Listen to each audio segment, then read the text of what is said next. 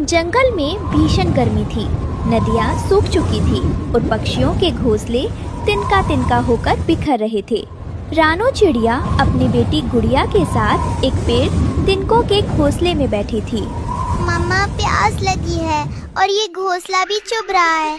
इसमें अब गर्माहट नहीं रही।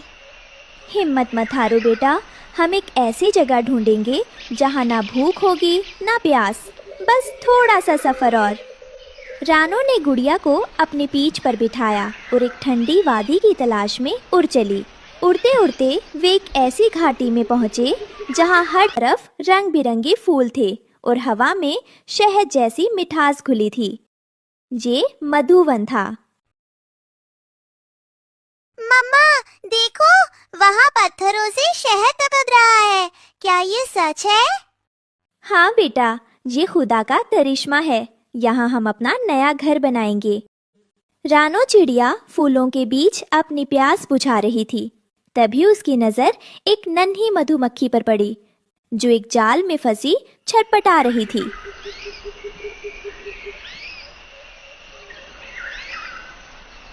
रानो चिड़िया दया दिखाते हुए अपनी चोंच से जाल काटकर उसे आजाद कर दिया।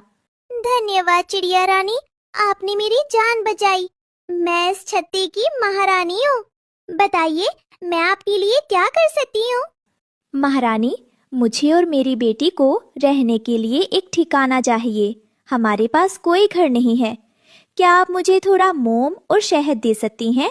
मैं एक छोटा सा घर बनाना चाहती हूँ। सिर्फ थोड़ा क्यों? आपने मेरी जान बचाई है। हम अपनी सहेलियों के साथ मिलकर आपकी मदद करेंगे। हम आपको वो जादुई मोम देंगे जो हमारे छत्ते को मजबूत रखता है। अगले कुछ दिन तक रानो चिड़िया और मधुमक्खियाँ मिलकर काम करने लगीं। मधुमक्खियाँ अपने छत्ते से थोड़ा थोड़ा मोम लाती और रानो उन्हें एक के ऊपर एक चिपकाकर दीवारें बनाने लगी। चिड़िया रानी, ये मोम तुम्हारी ममता की तरह मजबूत है और ये शहद तुम्हारी नेकी की तरह मीठा। ये घर कभी नहीं टूटेगा। महारानी, आप ना होती तो मैं कभी ऐसा आशियाना नहीं सोच पाती। ये घर आपकी दोस्ती की निशानी रहेगा। सूरज की पहली किरण जब चट्टान पर पड़ी तो वहाँ एक चमत्कार खड़ा था। मोम की छत और शहद की दीवारों वाला एक छोटा सा महल जो किसी हीरे की तरह चमक रहा था। वाह मम्मा, ये तो बिल्कुल परियों की कहानी जैसा है। क्या मैं इसकी दीवारें चाट सकती हूँ? हाँ मेरी जान, ये तुम्हारा ही महल है। और देखो, ये महारानी और उनकी सहेलियों ने मिलकर हमारे लिए बनाया है। थैंक यू मधुमक्खी आंटी, आप बहुत अच्छी हैं। रानो और गुड़िया पहली बार एक ऐसे घर में घुसे जहाँ भूख का डर नहीं था, सिर्फ मिठास और प्यार था।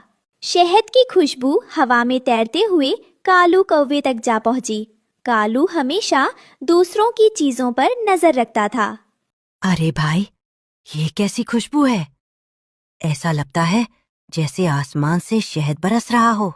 मुझे देखना होगा कि ये कहाँ से आ रही है। कालू उड़ते हुए रानी के घर के पास पहुंचा और सुनहरे घर को देखकर उसकी आंखें फटी की फटी रह गईं। कालू जानता था कि वो अकेला रानी का कुछ नहीं बिगाड़ सकता, इसलिए वो जंगल के सबसे बड़े पेटू भीमा भालू के पास गया। भीमा भाई, सो रहे हो? वहाँ मधुवन में एक चिड़िया ने शहद का पूरा पहाड़ बना लिया है। इतना शहद कि तुम पूरी उम्र खाते रहो तो भी खत्म ना हो। क्या? शहद का घर? चलो कालू, आज तो दावत होगी। भीमा और कालू रानी के घर पहुंचे। भीमा ने जैसे ही अपना भारी पंजा घर की दीवार पर रखा, रानो चिड़िया बाहर आ गई। भीमा भाई रुकिए, ये मेरा घर है, मेरा आशियाना है, इसे मत तोड़िए। हट जा छोटी चिड़िया, मुझे बहुत भूख लगी है। ये शहद मेरा है। अगर आपको भूख लगी है तो मैं आपको शहद लाकर दे सकती हूँ, पर मेरा घर मत उजाड़िए। मेरी बेटी अंदर सो रही है। भीमा ने एक ना सुनी और घर का एक कोना तोड़कर शहद चाटने लगा। रानो चिड़िया बेबसी से रोने लगी। घर हिलने लगा था। गुड़िया अंदर डर से कांप रही थी। दीवारों से शहद टपकने लगा था। मम्मा, हमारा घर गिर रहा है, बचाओ! डरो मत बेटा, हम कुछ करेंगे।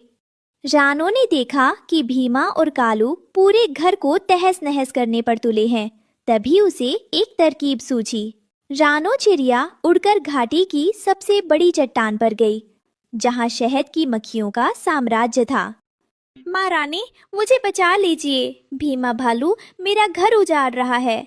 वो आप सबका संचित शहद भी बर्बाद कर देगा। चिड़िया रानी, तुम मेहनती हो, हम तुम्हारी मदद करेंगे। पर याद रखना, जो कुदरत देती है उसे सबके साथ बांटना चाहिए।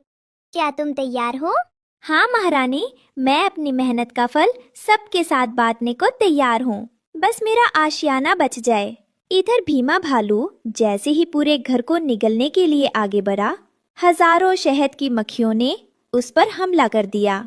मक्खियों का एक काला बादल भीमा के चारों ओर छा जाता है। वे उसे डंक मारने लगती हैं। बचाओ, ये मक्खियां मुझे खा जाएंगी। कालू, मेरी मदद कर। मैं तो चला, अपनी जान प्यारी है।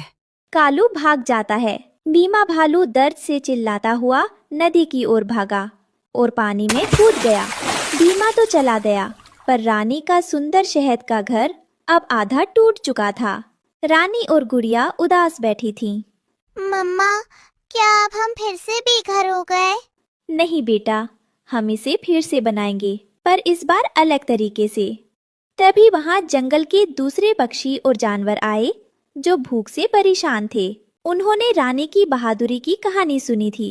रानी ने मक्खियों की मदद से फिर से घर बनाया, लेकिन इस बार उसने घर के बाहर छोटे छोटे मिट्टी के बर्तन रखे, जिनमें रोज ताज़ा शहद भर दिया जाता था।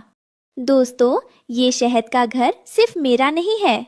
जो भी भूखा हो वो यहाँ से शहद ले सकता है। बस मेरे घर को नुकसान मत पहुँचाना। जंगल के जानवर और पक्षी खुश हो गए। अब रानी का घर सुरक्षित था, क्योंकि पूरा जंगल उसकी रक्षा करता था। तभी भीमा भालू, जो पास ही खड़ा था, शर्मिंदगी से अपना सिर झुकाकर आगे आया। रानो चिड़िया, मुझे माफ कर दो। मैं तुम्हारा घर तोड़ने आया था, पर तुमने मुझे शहद का हिस्सा देकर मेरा दिल जीत लिया।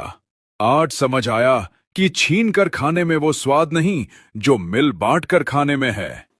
कोई बात नहीं भीमा भाई, याद रखिएगा, जहाँ लालच खत्म होता है वहीं से असली खुशियाँ शुरू होती हैं।